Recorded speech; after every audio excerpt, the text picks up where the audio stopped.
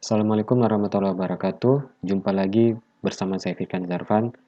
Pada video kali ini kita akan mempelajari secara singkat terkait tentang metode interpolasi, yang dimana pada video ini saya bagi menjadi 3 bagian, yakni interpolasi linear, kemudian interpolasi kuadrat, dan interpolasi Lagrange. Kalau begitu langsung saja kita masuk pada materi yang pertama. Sebelum masuk terkait tentang ketiga jenis interpolasi tersebut, maka kita akan mendefinisikan terlebih dahulu apa sebenarnya itu interpolasi. Jadi, interpolasi itu merupakan suatu metode penentuan data spesifik yang berada di antara kumpulan data-data terukur. Misalkan di sini saya memiliki data terkait jumlah penduduk pada tahun 2001, 2006, dan 2011. Terlihat bahwa pada tahun 2001 itu terdapat penduduk sebanyak 1.750 juta jiwa, kemudian pada tahun 2006 itu meningkat menjadi 4.122 juta jiwa, dan pada tahun 2011 meningkat menjadi 6.324 juta jiwa.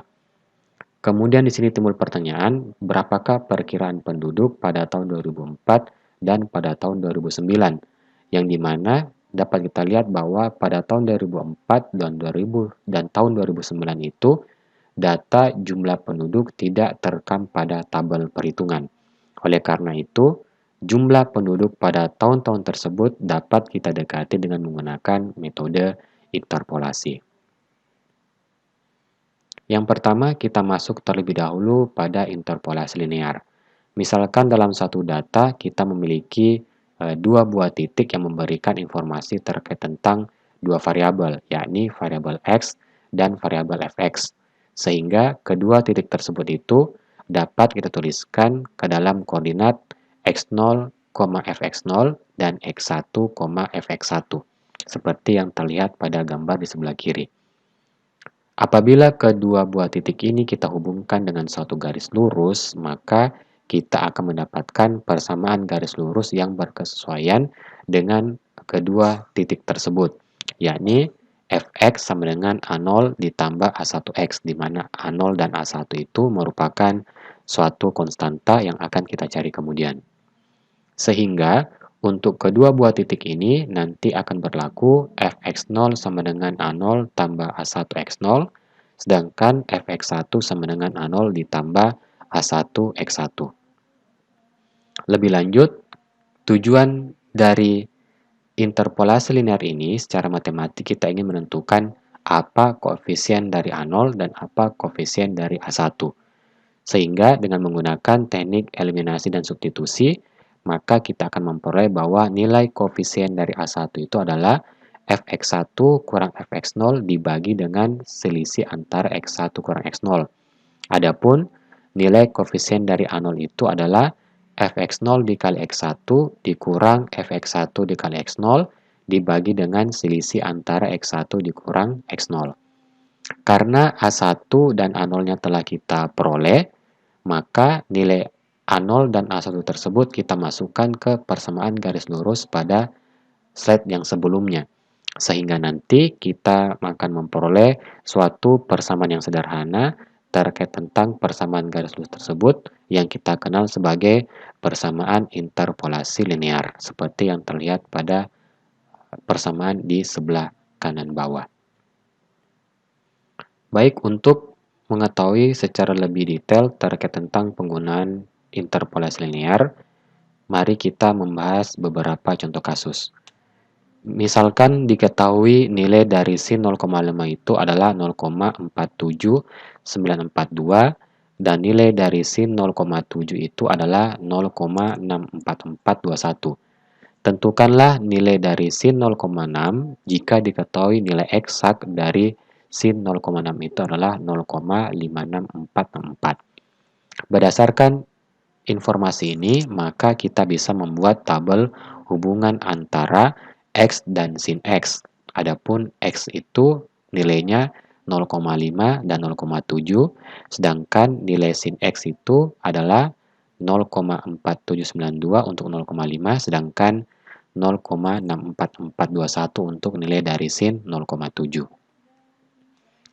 Setelah menuliskan tabel tersebut, maka kita tinggal menggunakan persamaan interpolasi linear yang telah kita temukan sebelumnya.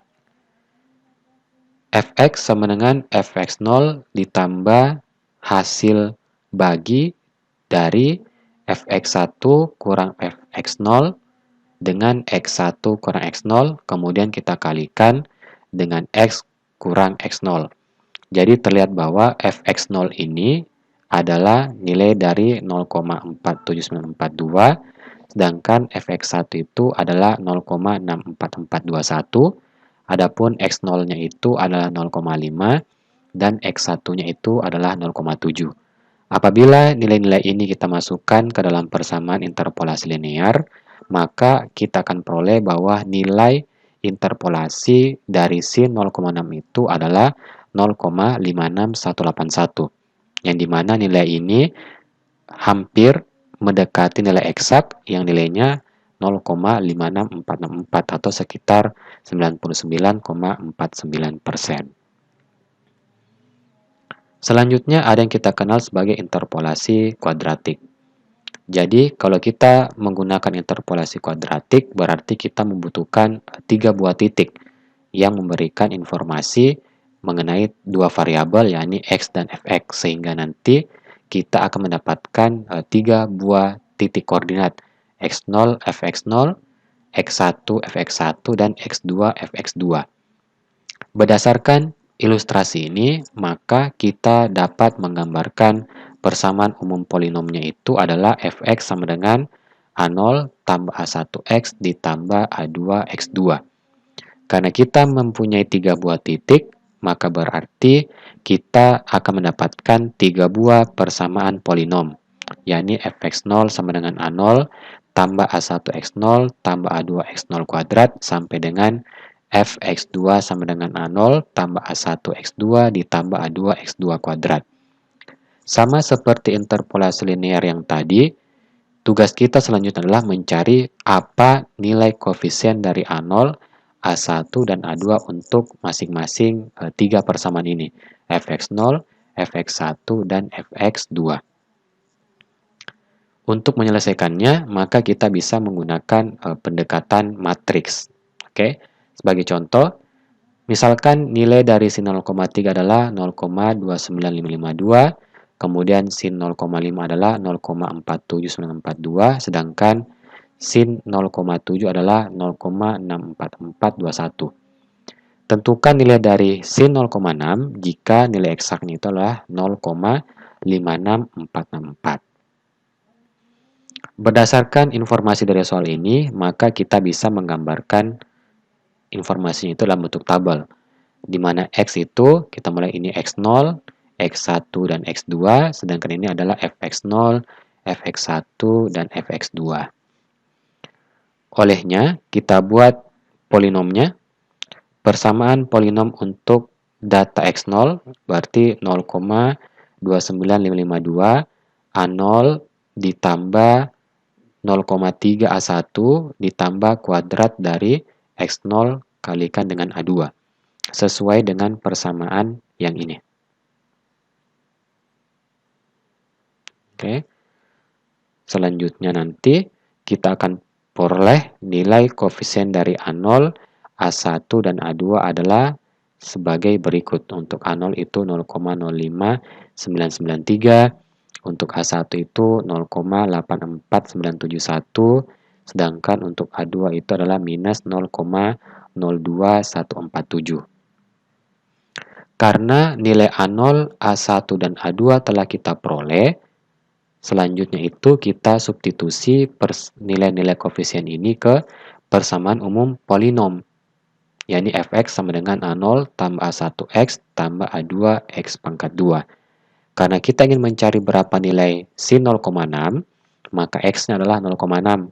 Lalu kita substitusi nilai A0, A1, dan A2, maka kita akan peroleh bahwa dengan menggunakan interpolasi kuadrat, maaf ya, ini bukan linear tapi kuadrat, interpolasi kuadratik, maka kita peroleh nilai dari sin 0,6 itu adalah 0,56202. Yang lain itu nilainya mendekati nilai eksak sekitar 99,53%.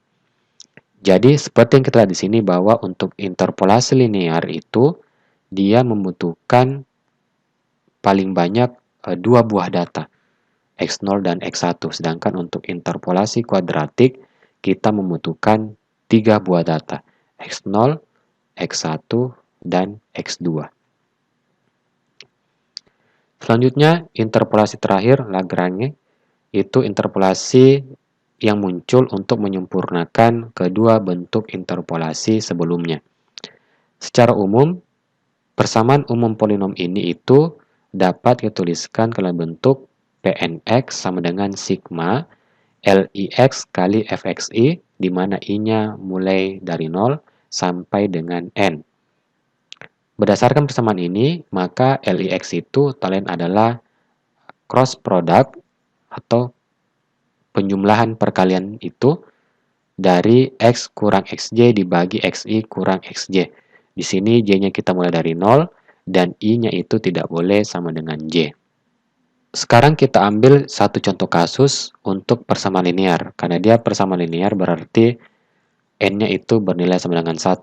Oleh karenanya, kita ganti N-nya 1, I-nya mulai dari 0, maka kita peroleh P1X itu sama dengan L0X Fx0 ditambah L1X Fxi. Adapun untuk Li-nya itu kita peroleh L0 sama dengan X kurang X1 dibagi X0 kurang X1, sedangkan L1-nya itu X kurang X0 dibagi X1 dikurang dengan X0.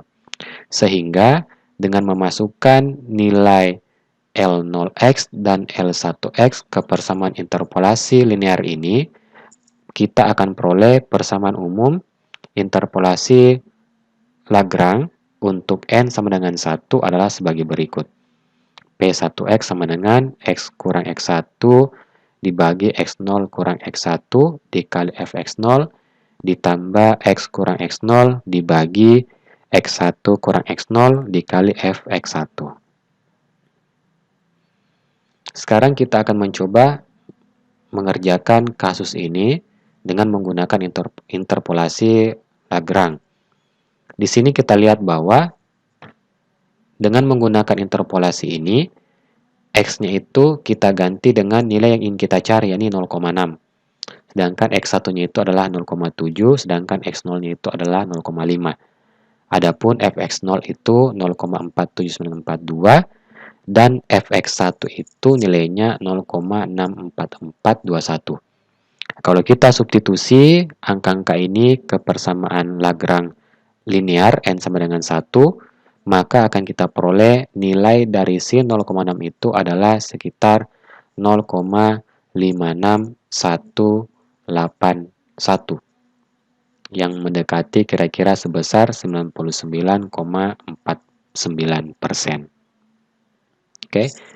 Baik, kalau begitu sekian informasi singkat terkait tentang penggunaan tiga jenis interpolasi. Ada interpolasi linear, kemudian interpolasi kuadratik, dan interpolasi Lagrange, yang dimana ketiga jenis interpolasi tersebut dapat kita gunakan untuk menentukan data-data spesifik, yang dimana data tersebut itu dia sifatnya tidak terukur.